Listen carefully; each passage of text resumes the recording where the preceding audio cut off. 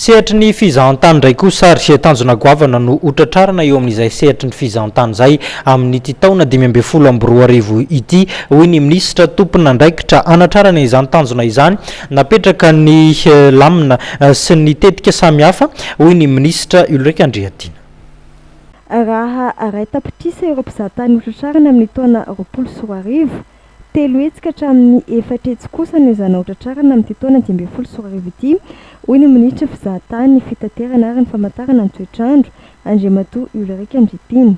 Paikady entina tanteran'izany famerenana amin'ny laony ireo toeram-pizahatany toy ny Sainte Marie sy Nosbe, ny fametrahana ireo mpitandro filaminana, ny fizahantany afahana miady amin'ny fizahantany mamofady.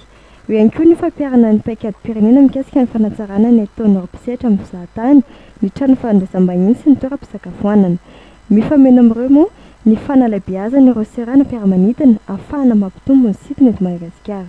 Eo amin'ny fitaterana anabakaba alebiazana ny trano tsiranana sy ny pista ao Anosbe mba ho afaka andray fiara-manidina vaventy.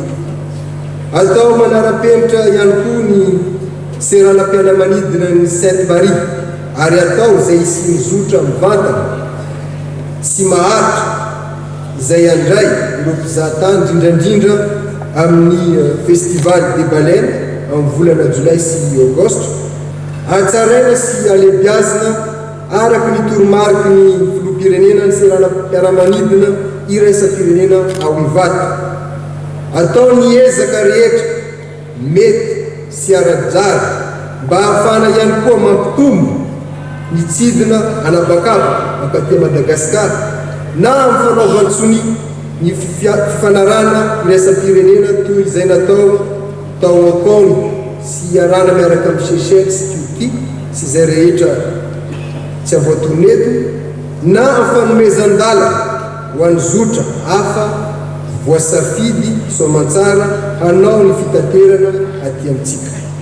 Kasika ny fitaterana an-dranomasina dia tohizana niezaka amin'ny fanatsarana ny seranantsambon'ny Tomasina, voakasika izay fanamboaran'izay koa ny seranantsambon'ny Manakara sy any Ankify. Isy moa ny asa fanadiovana lakan-drano no mpangalanina ary avoaka ny sato amin'ny feny fitaterana an-dranomasina. Eo amin'ny lafin'ny fitaterana tanety dia toy niezaka amin'ny fampitomboana ny isan'ireo toerana fiantsoana ny fiara amin'ny zotra regionaly sy nasionaly.